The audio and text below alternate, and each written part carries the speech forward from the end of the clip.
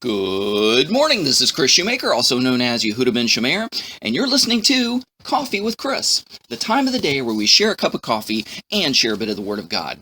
Well, if you take a history book and you open it up, you see white pages with black words. Those black words indicate that there is a message there, and that's history for a history book. So on a human being, how can you tell someone's history just by looking at a human being? Scars. Sometimes scars tells a story about a person's history, about a person's life. So in Leviticus chapter 13, verses 29 through 37, we have hit the fifth sidra, the fifth aliyah of our Torah portion this week, called Tazria, which means she conceived. And so this particular portion of the passage is helping the Levitical priest understand what is a scab, what is an infection, what is leprosy, what is not, and what is simply a scar. So beginning with verse 29, it says, "When a man or woman has a plague on the head or on the chin, then the Kohen, the priest, is to examine the plague, and behold, if its appearance is deeper than the skin, and the hair is yellow and thin, then the Kohen is to pronounce him unclean. It is a scab, za'aretz, on the head or the chin. If the Kohen examines the plague of the scab, and behold, its appearance is no deeper than the skin, and there is no black hair within it, then the Kohen is to isolate the person infected with the scab for 7 days. On the seventh day, the Kohen is to examine the plague, and behold, if the scab is not spread, and there is no yellow hair in it, and the appearance of the scab is no deeper than the skin, then he shall be shaved. But he is not to shave the scab.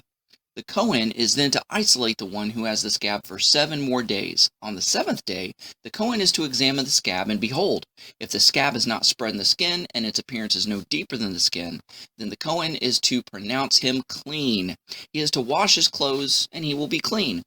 But if the scab spreads in the skin after his cleansing, then the Kohen is to examine, and behold, if the scab has spread in the skin, the Kohen may not look for a yellow hair, simply because he is unclean.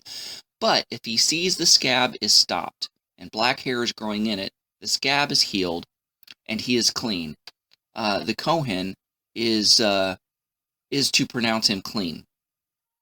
Okay, let's just continue reading on 38 and 39. "Suppose a man or a woman has a bright spot on the skin of the body, a bright white spot. Then the Kohen is to examine them, and behold, if the bright spot on the skin of the body are dull and white, it is harmless. It is a harmless rash broken out in the skin. He is clean." You know, we may carry scars even though we have been healed. And sometimes we can look at those scars and think, well, I've never been healed. And we might confuse those very scars from our past as spiritual za'aretz, as some sort of spiritual plague that's plaguing us.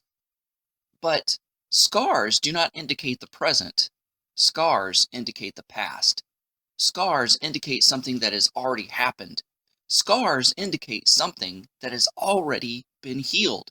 And sometimes the enemy will take us right back to those scars and fool our vision and make us believe that we still have an open wound, an infectious and open wound, when in fact we have been healed. So let's just take a look at our scars, even though they're ugly, even though they may remind us maybe of some unpleasant thing in the past. But look at our scars and remind ourselves that, you know what, we are healed. And that's okay that we carry scars. They may look ugly, but we carry scars for a purpose. What is the purpose of carrying scars? Back in the day, they have much better ways of performing surgery now, but way back in the day, when somebody had open heart surgery, they had a huge, big scar that went, from the bottom of their throat down to the sternum of their chest. And they called it the zipper club. And everybody who's seen that scar would know that you had open heart surgery. So let's say you have two people out in public, and the shirt's kind of low cut, and they see the scar beginning right at the bottom of the throat. The person will look at the other person, "Hey, did you have open heart surgery?" "Yeah." So those people could relate to each other. They had something in common. It was a battle scar. They had the exact same experience. And that's like when we have scars and people say, "Hey, where did you get that from?" Or what happened? you can tell them the testimony and the story of how the Lord brought you through a situation, and even though you had an open wound, it's okay. It's healed over, and it's become a scar. And that scar is not just history. That scar is a testimony to God's healing, a testimony to God's greatness, and a testimony to other people that no matter what you're going through, God will faithfully see you through. So let's not be ashamed, but be proud of the spiritual scars that we wear. Guys, thanks so much for watching. Go out there and have a great day. Shalom and God bless.